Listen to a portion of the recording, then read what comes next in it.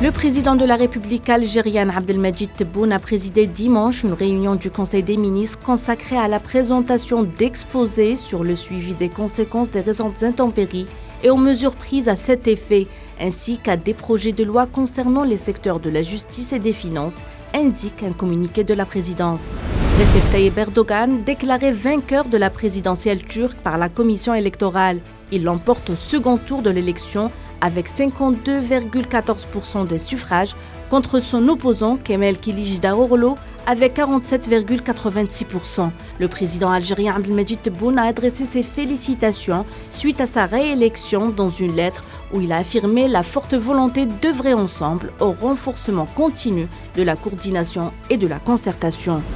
Le président sahraoui Brahim Ghali a été accueilli ce matin dans une cérémonie officielle à son arrivée à l'aéroport d'Abuja pour participer à l'investiture du président nigérian Bola Ahmed Tinubu. Le premier ministre socialiste Pedro Sanchez a annoncé lundi la convocation surprise d'élections législatives anticipées le 23 juillet en Espagne.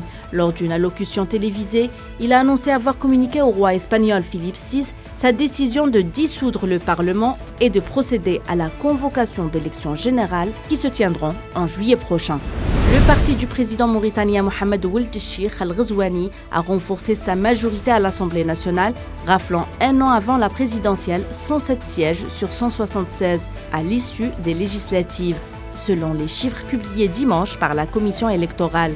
Le chef de la diplomatie russe Sergueï Lavrov est arrivé ce lundi à Nairobi, capitale du Kenya, en visite de travail où il devrait tenir une série de réunions avec les dirigeants du pays, selon le ministère russe des Affaires étrangères.